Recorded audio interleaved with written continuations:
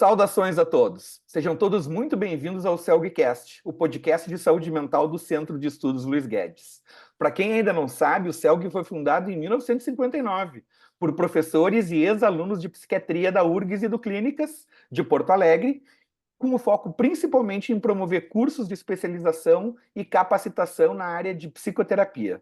Estão todos convidados para visitar o site do CELG no celg.org.br. E ele também promove jornadas científicas, que são tradicionais, desde 1960, a cada 2 anos. A nossa entrevista de hoje faz parte da série Vamos à Jornada do CELG 2024, que vai ocorrer agora, entre 5 e 7 de setembro, em Gramado, evento presencial. A temática da jornada é conexões e desconexões do cotidiano às catástrofes, focando na interface entre saúde mental e tecnologia e saúde mental e desastres climáticos. A gente vai conversar hoje sobre o segundo eixo principal do evento, a parte de interface com desastres climáticos, e uma área de fronteira também, que é a interface com religiosidade e espiritualidade. O nosso entrevistado de hoje é o médico psiquiatra Bruno Paz Mosqueiro. Fez residência em psiquiatria no Hospital de Clínicas de Porto Alegre, mestrado e doutorado na URGS. Hoje ele é professor da Faculdade de Psiquiatria da Faculdade de Medicina da URGS também, e também é contratado e preceptor de um dos maiores serviços de atendimento ao SUS no Rio Grande do Sul, na realidade no Brasil, que é a Residência Médica de Psiquiatria do Grupo Hospitalar Conceição. Além disso, ele se dedica para a interface entre saúde mental, religiosidade e espiritualidade.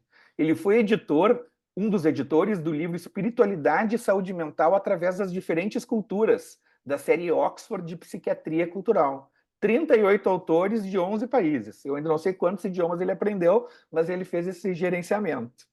Ele foi eleito co-coordenador da seção de religiosidade, espiritualidade e psiquiatria da Associação Mundial de Psiquiatria. Ele já era coordenador aqui da Comissão de Espiritualidade e Saúde Mental da Associação Brasileira de Psiquiatria. O Bruno está tomando conta.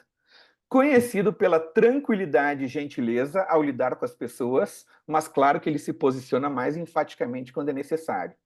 Ele me diz que talvez a gente poderia chegar na transcendência através da nossa conversa aqui no CELGcast, mas não poderia garantir, mas que ia ser uma conversa gentil. Bruno, muito obrigado pelo teu tempo. Obrigado, Alexandre, pelo convite e por essa oportunidade de falar um pouquinho sobre a jornada do CELG e os temas que estão muito interessantes. Eu me sinto muito contente de estar agora também ajudando a participar do programa científico. E essa foi uma jornada muito querida, digamos assim, também na minha trajetória, desde a época da graduação, durante a residência. Então é muito bom poder conversar um pouco mais e fazer esse convite para que todos possam estar presentes, que vai estar muito interessante o programa científico desse ano. Excelente, Bruno. Bruno, momento bastidor. Como tu já antecipou, tu fez parte da comissão científica, né? E a gente viu que tu articulou o convite e a participação para 2 dos convidados internacionais na nossa jornada de 24 agora. Nos conta como é que foi essa articulação e dá um briefing sobre essas 2 pessoas. Então, uma das atividades a gente já vinha elaborando há mais tempo, que era um contato com o professor David Rosemary, que é da Universidade de Harvard, que é um dos grandes estudiosos mais recentes da área de espiritualidade integrada na psicoterapia. Ele foi um autor, por exemplo, de um livro sobre como integrar a espiritualidade na TCC, na terapia cognitivo-comportamental, e é um autor que tem crescido muito, né, cientificamente, como um líder também na Associação Americana de Psicologia nessa área.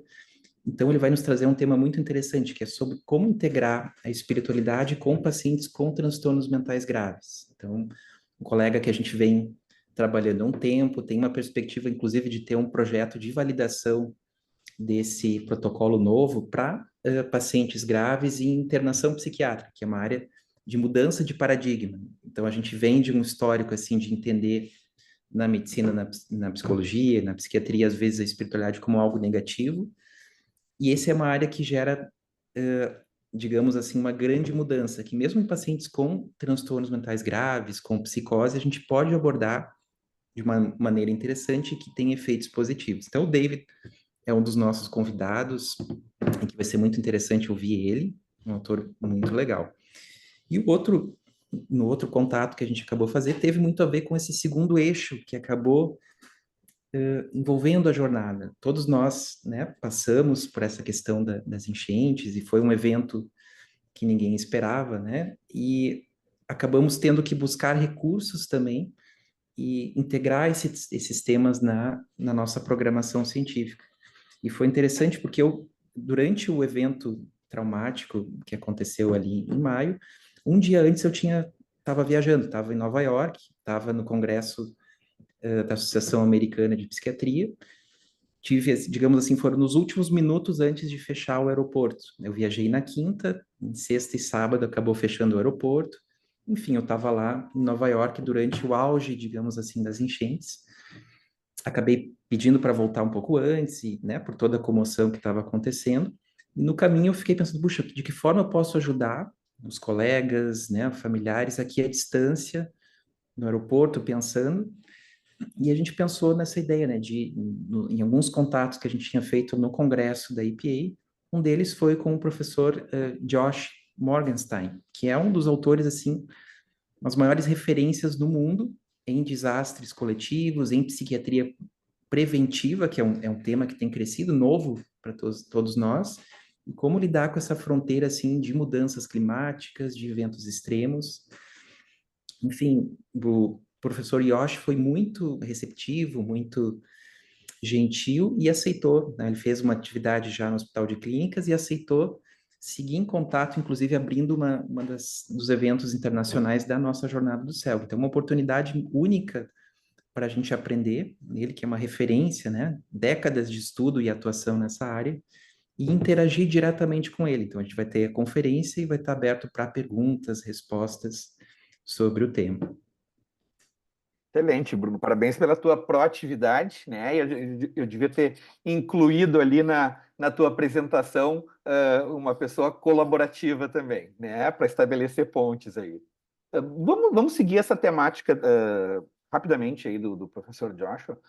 O que que tu pode nos, já que teve contatos com eles e ele, o que que tu pode nos antecipar sobre os principais posicionamentos que um profissional de saúde mental teria que ter perante desastres coletivos, né? Eu sei que tem diversos contextos, mas assim, o que que tu pensaria de importante, Bruno?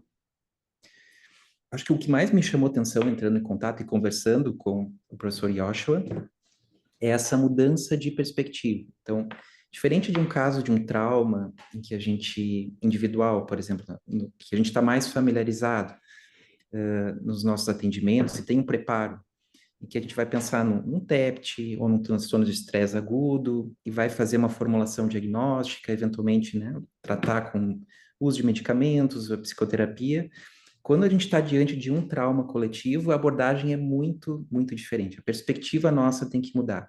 Então, a gente não está diante de um paciente, de um indivíduo, né? O N igual a 1, digamos assim. E a nossa abordagem, ela precisa ser coletiva. Então, essa é a grande mudança de paradigma que a gente precisa ter, até para saber, assim, em termos preventivos, de atuação, a nossa atuação também precisa ser coletiva. Então, a gente vai estar lidando com uma comunidade, fortalecendo, por exemplo, fatores de resiliência, tentando trabalhar mais na liderança e na gestão, do que trabalhando com casos específicos. A gente não está preocupado nesse momento com TEPT ou com medicação, né? A gente está trabalhando um aspecto mais geral, mais global em termos de atuação. Essa é a grande mudança de perspectiva. E tem sido muito interessante esse contato com ele nesse diálogo, né? Tem vários, acho que ele vai trazer vários pontos legais na jornada e que a gente precisa conhecer. É uma área nova, né? Da psiquiatria preventiva e como lidar com os desastres no sentido mais global. Tô com a impressão que daqui a pouco vai sair paper aí sobre o papel da religiosidade e da espiritualidade perante desastres coletivos aí. Mas, enfim, isso aí vai ficar para o próximo Celgcast para o Bruno nos falar, né? Foi interessante, o próprio professor não me questionou, ele viu, ele sabia que eu tinha esse contato, né, participando da WPA nessa área, e ele vê também, ele também tem interesse em descobrir que realmente é um fator que é capaz de trazer muita resiliência, muita força, as pessoas que têm uma fé no momento de adversidade, tem estudos que mostram, é um dos fatores principais que ajudam as pessoas passarem por um momento tão duro, né? Tão significativo como um desastre coletivo, algo nesse sentido. Vamos aproveitar e entrar um pouco nesse assunto também. Como é que foi a tua trajetória, né, para até, enfim, uma trajetória de excelência e até tu chegar nesse foco de estudo e pesquisa, religiosidade, espiritualidade, saúde mental, assim, né? Então, como é que chegou? E eu já vou aproveitar um pouquinho aí a ti. Eu sei que também pode ser uma resposta muito longa, mas assim, nos ajuda a diferenciar um pouquinho religiosidade e espiritualidade, assim, o que tem que ter no kit básico do profissional de saúde mental para saber esses dois conceitos para não fazer tão feio, assim, né? Ótimo. Então, assim, começando, né, nessa parte de diferenciação. Então, a espiritualidade a gente entende como algo mais individual, mais pessoal, que é essa busca dos indivíduos de compreensão de algo que está além do, digamos assim, da nossa vida habitual, algo que seja transcendente e que, em geral, é considerado sagrado, é essa busca do ser humano. Então, de uma forma ou outra, dependendo da definição, todos nós temos essa busca de algo que está além de nós. E a religião a gente entende como um aspecto mais institucional, né, onde as pessoas, de forma geral, vivenciam a sua espiritualidade. Hoje, cada vez mais, em algumas culturas, existem, inclusive, pessoas que possuem uma espiritualidade sem religião, que procuram, né, as suas vivências, sua fé, suas crenças, mas ainda no mundo, a maior parte das pessoas pertence a algum grupo religioso. Então, a religião seria esse aspecto coletivo, comunitário. Então, religião católica, espírita, as religiões evangélicas, afro-brasileiras, e espiritualidade é esse aspecto mais individual, que é o que a gente vai abordar mais nas terapias ou na abordagem com os pacientes. E esse foi um tema interessante, porque eu sempre tive um interesse, claro, pessoal, ao longo da graduação em medicina, e sempre procurei esse aspecto pessoalmente. E durante o início da residência em psiquiatria, lá nos anos 2010, me chamava muito a atenção a falta de referências que a gente tinha na nossa área. Era um tema que os pacientes tinham muito interesse, tinham vontade de falar e às vezes identificavam como algo importante. E de forma geral, na cultura da psiquiatria, isso tem mudado muito já nesses anos. Era um tema que não se falava muito. Então, assim, o paciente trazia para os psiquiatras, né, para a gente como profissional. Em geral, muitos colegas mudavam de assunto, assim, né? Tentavam, não sabiam, não tinham recursos para lidar com esse tema. Ou era visto de um ponto de vista negativo. Então, assim, puxa, religião é algo que traz menos benefícios para a saúde mental. Então, é algo que não é tão recomendado. Então, eu fui atrás de entender melhor nesse sentido. Foi o que me motivou para fazer pesquisa, para entender melhor, procurar evidências, né, que têm crescido nas últimas décadas, justamente para preencher esse aspecto que não era tão abordado na psiquiatria. Então, hoje a gente tem milhares de publicações no mundo todo, diversas associações internacionais e nacionais que abordam a importância desse tema e que sustentam, né, tais diretrizes, evidências e recomendações sobre como a gente aborda na prática clínica. Que, assim como outros temas importantes da vida humana, a gente precisa conhecer, assim como a gente trabalha a questão financeira, atividade física, sexualidade, a gente precisa conhecer também a espiritualidade dos nossos pacientes, né? O que para ele é importante, o que ele acredita, o que traz sentido e propósito, se eventualmente tem efeitos positivos ou negativos. Então, a ideia é a gente conhecer, assim como outros temas que são importantes para as pessoas.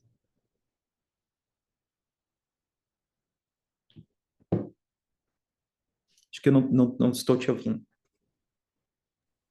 Tá falando, eu já estou pensando aqui, enfim, desse conceito da espiritualidade mais focado com valores da própria pessoa, né? E aí da individualidade, mas com todas as repercussões e contextos do individualismo também, ou das possibilidades do individualismo na sociedade atual, que também tem esse fator, né? E a religião institucional, podendo influenciar de diferentes modos, mas com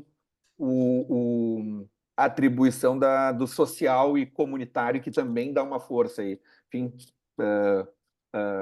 temática aí muito rica, né, Bruno? E interessante que tu Fala. comentou a questão do individualismo, que é um dos temas que a gente discute muito, né, na psiquiatria.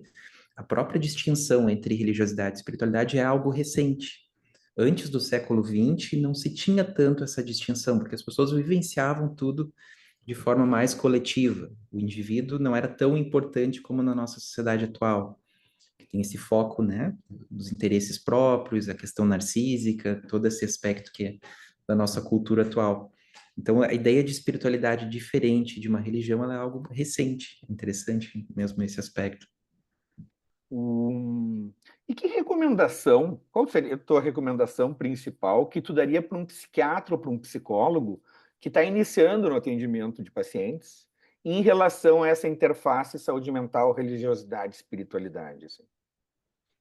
Isso é bem legal, assim, porque os pacientes em vários estudos falam quanto é importante esse tema para eles e quanto eles se sentem bem quando o profissional sabe perguntar ou demonstra interesse nessa área também. Então, a recomendação para quem está em formação ou um colega que deseja conhecer mais é procurar alguma forma de treinamento, de conhecimento, porque existem, né, caminhos que nos ajudam muito a como abordar isso dentro de diretrizes éticas, então centrado no paciente, não proselitista, né? O proselitismo pode ser a favor de um grupo religioso, por exemplo, ou contra a religião, que é algo também interessante, né? O profissional querer convencer o paciente a não ter uma crença religiosa ou a favor de uma crença religiosa. Então, nossa abordagem ela precisa ser centrada na pessoa, no paciente, né? Não importa o que eu acredito, se eu sou um psiquiatra que tem uma religião, tem uma crença, ou se eu não acredito, o importante é aquilo que importa, para o paciente é importante. Então, atendendo essas diretrizes éticas e procurando as evidências científicas que nos ajudam muito a como abordar na prática clínica. Por exemplo, a coleta da história espiritual, como que eu faço, como que eu pergunto. Então, tem dicas, né? Tem instrumentos que nos ajudam muito nessa abordagem. Como que eu integro em psicoterapia? Por exemplo, eu trabalho com TCC e tem um paciente que tem muito interesse nesse tema. Como é que eu faço essa interface? Que é o tema, né, que o David vai nos trazer na jornada. Se eu trabalho com psicoterapia psicodinâmica, será que tem autores que nos ajudam a ter uma abordagem não só com aspecto negativo, né, que foi o início ali com Freud, mas se a gente olha o Bion, o próprio Winnicott também trazia uma visão um pouco diferente, mais ampliada da religiosidade e espiritualidade, ou outros autores mais recentes, né, que trabalham de uma maneira mais global, né, olhando o aspecto negativo, mas também o aspecto de crescimento pessoal que a espiritualidade pode trazer, de amadurecimento, de força, de fé, e que é algo que também pode ser integrado, independente do tipo da psicoterapia. Então, a Bom, dica é essa, procurar referências, estudar, né? É um dos temas recentes do nosso tempo que a gente precisa conhecer para trabalhar bem, né, com os pacientes. é, uma das coisas que tem se falado é que o conhecimento do profissional de saúde mental, na realidade todos os profissionais de saúde, mas o conhecimento sobre as repercussões de desastres climáticos não é mais opcional, a pessoa tem que saber.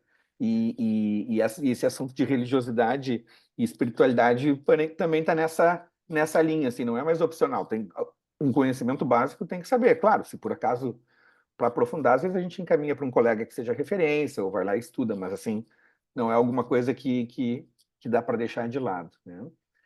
A gente está no finalzinho da nossa conversa, Bruno, e tu vai também participar de uma atividade que tu que articulou ela, também me disseram aí, sobre depressão resistente, né? Então, qual é o enfoque que vocês resolveram utilizar, né, aplicar na mesa redonda sobre essa temática? E como é que tem sido a tua experiência nesses casos, já que tu tem trabalhado também vinculado ao Protum, que é o Programa de Transtornos de Humor, lá do Hospital de Clínicas de Porto Alegre, já que tu está de professor lá da faculdade. Como é que tem sido, Bruno?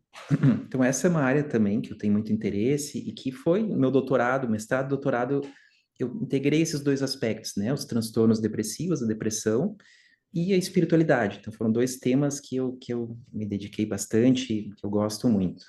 Então, nessa mesa, a gente vai estudar um pouco, que é algo que tem sido muito interessante na literatura, que é como trabalhar com os casos que são resistentes ao tratamento, ou casos de difícil tratamento.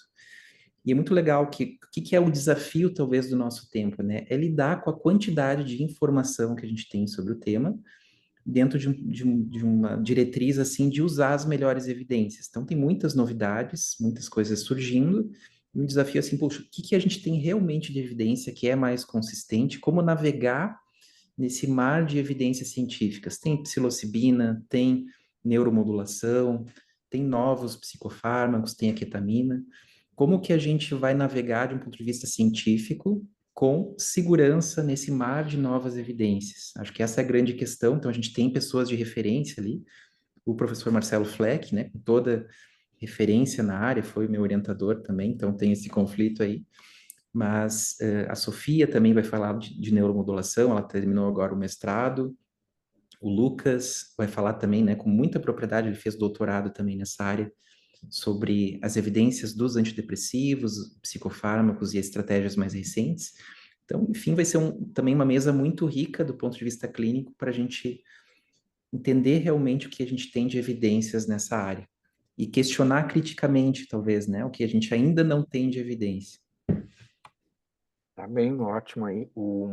Bruno, mais algum recado para quem está nos escutando e assistindo nesse momento? Além da programação científica, que é muito rica, o convite para a jornada talvez seja também por essa interação que a gente tem nos bastidores. Então, além dos encontros, dos colegas, é esse contato que a gente tem com perguntas, com comentários, com, né, encontros que a gente tem na jornada que são muito ricos, certamente, além, claro, de toda a palestra e de todo o conteúdo que a gente tem na programação científica. Então, essa proximidade, essa troca, ela é muito rica e também nos nutre de alguma forma, especialmente agora, né, que a gente está. Vai ser uma jornada muito especial, porque todos nós somos profissionais da saúde, psiquiatras, psicólogos, mas também passamos por esse evento como pessoas que estamos inseridos. Acho que é uma dualidade que a gente não tinha passado ainda, talvez um pouco na pandemia do Covid. Então, vai ser um evento muito interessante também para conversar, né? Vai ser terapêutico para nós em outro sentido também. Assim como tem as soft skills, né, tem os soft benefícios também aí, né, da jornada aí que o Bruno sublinhou. Muito obrigado pelo teu spoiler, da tua participação, dessas informações de backstage e desses princípios técnicos de outros assuntos que tu conseguiu trazer para a gente. As atividades que o Bruno vai estar vinculado são na sexta-feira de manhã e de tarde e no sábado de manhã. A gente tem mais um recado final, que ainda é possível se inscrever na jornada, o momento é agora, e está tudo no site jornadacelg2024.com.br. O meu nome é Alexandre Enes Henriques, eu sou médico psiquiatra e atual diretor de tecnologia do CELG.